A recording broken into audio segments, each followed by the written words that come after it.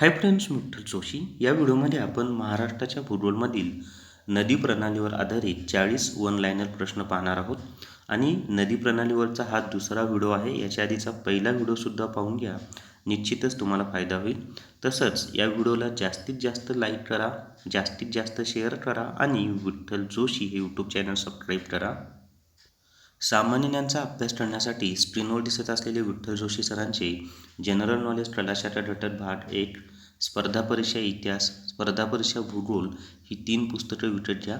निश्चितच तुम्हाला फायदा होईल. आणि हे जे प्रश्न मी घेत आहे ना, हे माझा स्पर्धा परीक्षा भूगोल या पुस्तकामधील आहेत. आणि ही पुस्तकं विकत घ्यायची असतील तर 880606068618 या माझ्या व्हॉट्सअप नंबरवर मेसेज करा किंवा फोन करा. तुम्हाला घरपोच ही पुस्तकं मिळून जातील. याच्या आधीच्या म्हणजे पहिल्या व्हिडिओमध्ये आपण पूर्ववाहिनी नद्यांची माहिती पाहिली होती. गोदावरी नदी, भीमा नदी, कृष्णा नदी. आता आपण पश्चिम नद्यांची सर्वप्रथम माहिती पाहूयात. तर या ठिकाणी पहा, पश्चिम वाहिनी नद्या पूर्वेकडून पश्चिमेकडे वाहतात. सर्व पश्चिम वाहिनी नद्या अरबी समुद्रात जाऊन मिळतात. पश्चिम वाहिनी नद्या हंगामी स्वरूपात वाहतात. हंगामी म्हणजे काय? फक्त पावसाळ्यामध्ये वाहतात. पश्चिम वाहिनी नद्यांची लांबी पूर्व वाहिनी नद्यांपेक्षा कमी आहे. तापी व नर्मदा या प्रमुख पश्चिम वाहिनी नद्या आहेत. खूप परीक्षेला हा प्रश्न विचारला जातो पहा, की पुढीलपैकी कोणती पश्चिम वाहिनी नदी आहे? तर तापी व नर्मदा या प्रमुख पश्चिम वाहिनी नद्या आहेत. त्याच्यानंतर सर्व पश्चिम वाहिनी नद्या अरबी समुद्राला मिळतात, याच्यावर सुद्धा प्रश्न आलेला आहे. कोकणातील सर्व नद्या ह्या पश्चिम वाहिनी आहेत. तापी ही महाराष्ट्रातील सर्वात मोठी व सर्वात लांब पश्चिम वाहिनी नदी आहे. IMP आहे. याच्यावर पण काही परीक्षांना प्रश्न आलेले आहेत, की महाराष्ट्रातील सर्वात मोठी पश्चिम वाहिनी नदी कोणती? तर तापी आहे. आणि भारतातील नर्मदा आहे, पण महाराष्ट्रातील तापी. हे दोन्हीमधला फरक लक्षात असू द्या. आता याच्यामध्ये अजून एक लक्षात ठेवा, की कोकणामधील ज्या नद्या आहेत ना, त्या समांतर नदी प्रणालीमध्ये येतात. आता आपण नर्मदा नदीची माहिती पाहूयात. तर नर्मदा नदीचा उगम हा मध्य प्रदेशातील अमरकंटक येथे सातपुडा पर्वतात झाला आहे. IMP आहे. खूप परीक्षेला आलेला प्रश्न, की नर्मदा नदीचा उगम कुठं झालेला आहे? तर अमरकंटक, आणि पर्वताचं नाव सातपुडा. नर्मदा नदी महाराष्ट्रातील फक्त नंदुरबार जिल्ह्यातून वाहते, एकाच जिल्ह्यातून वाहते. त्याच्यानंतर नर्मदा नदीची महाराष्ट्रातील लांबी 54 किलोमीटर आहे. या दोन्ही याच्यावर आपल्याला प्रश्न आलेले आहेत, की नर्मदा नदी महाराष्ट्रातील कोणत्या जिल्ह्यातून वाहते आणि नर्मदा नदीची महाराष्ट्रातील लांबी किती आहे. त्याच्यानंतर नर्मदा नदी मध्य प्रदेश, महाराष्ट्र व गुजरात या राज्यांमधून वाहते व अरबी समुद्रास मिळते. देवगंगा, उदाई या नर्मदा नदीच्या महाराष्ट्रातील उपनद्या आहेत. आता आपण तापी नदीची माहिती पाहूयात. तर तापी ही द्वीपकल्पीय पठारावरील व महाराष्ट्रातील सर्वात लांब व सर्वात मोठी पश्चिम वाहिनी नदी आहे. तापी खानदेशातील किंवा उत्तर महाराष्ट्रातील सर्वात मोठी नदी आहे.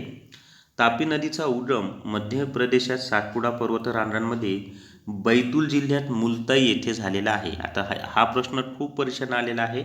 आणि एक लक्षात ठेवा, हे मुलताई मूळ ठिकाणाचं नाव आहे जिथं तापी नदीचा उगम होतो.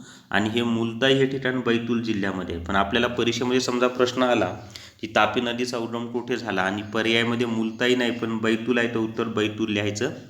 पण तापी नदीचा उगम कुठे झाला असा प्रश्न आला आणि पर्यायामध्ये बैतूल पण आहे आणि मुलताई पण आहे, तर उत्तर काय लिहायचं? मुलताई लिहायचं आहे.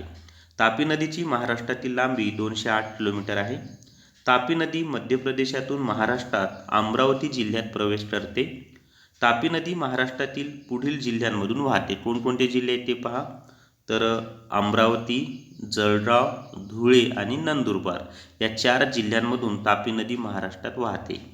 नंदुरबार जिल्ह्यातून तापी नदी गुजरातमध्ये प्रवेश करते. तापी नदीच्या महाराष्ट्रातील उपनद्या पहा. त्याच्यामध्ये आहे काटेपूर्णा, गिरणा, वाघूर, अंजनी, मोर, पांझरा, बुराई, अरुणावती, गोमती, सिवा, वाकी, नेसू, वान.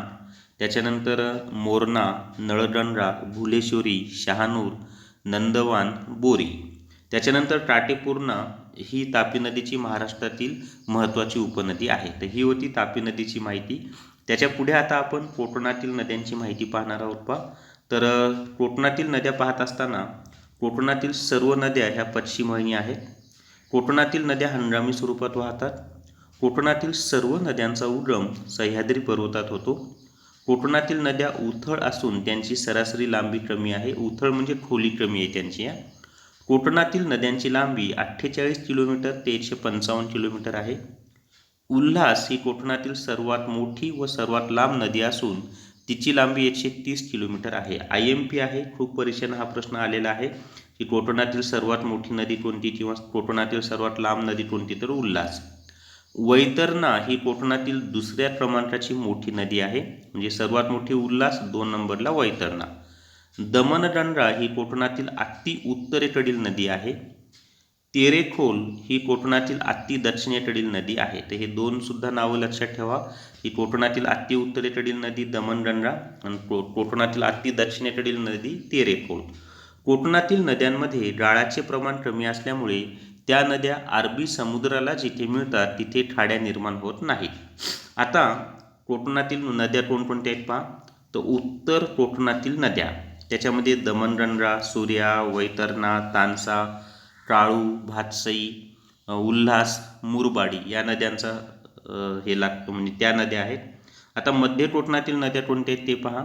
तर त्या नद्या आहेत पहा. मध्य कोकणातील नद्या पाताळगंगा, आंबा, कुंडलिका, काळ, सावित्री, वशिष्ठी आणि शास्त्री. या सावित्री नदीचा उगम महाबळेश्वर या ठिकाणी होतो पहा.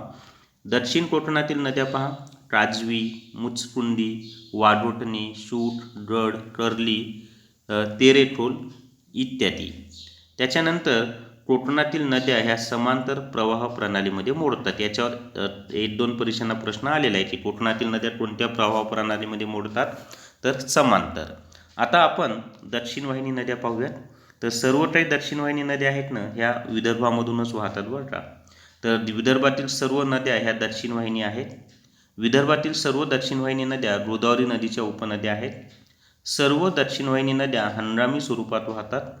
वर्धा, वैनगंगा, इंद्रावती या प्रमुख दक्षिण वाहिनी नद्या आहेत. आपण आता वर्धा नदीची माहिती पाहूया. तर वर्धा नदीचा उगम मध्य प्रदेशातील बैतूल जिल्ह्यात सातपुडा पर्वतरांगांच्या दक्षिण उतारावर होतो. वर्धा नदीची महाराष्ट्रातील लांबी 455 किलोमीटर आहे. वर्धा नदी महाराष्ट्रातील सर्वात मोठी दक्षिण वाहिनी नदी आहे. हे लक्षात ठेवा की महाराष्ट्रातील सर्वात मोठी दक्षिण वाहिनी नदी वर्धा आहे. वर्धा नदी यवतमाळ, वर्धा व चंद्रपूर जिल्ह्यांच्या सीमेवरून वाहते.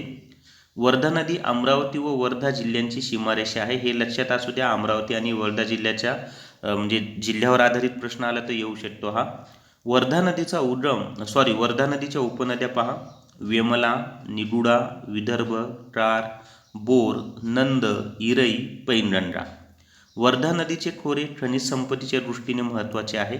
याच्यावर आपल्याला बऱ्याच परीक्षांना प्रश्न आलेला आहे पहा की कोणत्या नदीचं खोरं खनिज संपत्तीच्या दृष्टीने महत्त्वाचं आहे महाराष्ट्रामध्ये.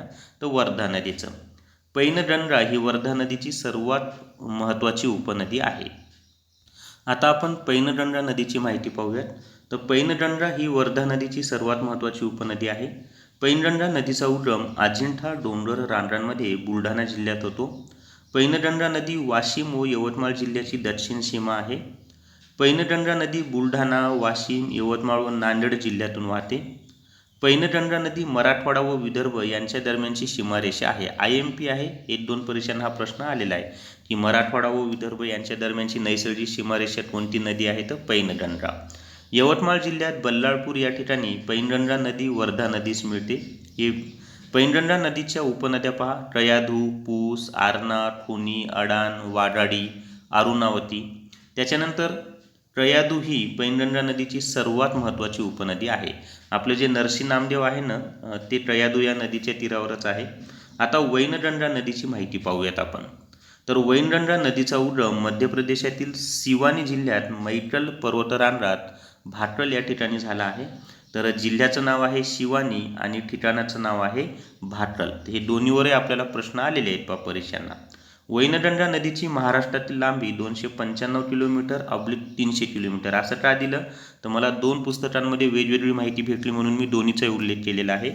आणि लांबी महत्त्वाची नाही आहे वैनगंगा नदीची, पण त्याच्यावर अजून तरी प्रश्न आला नाही.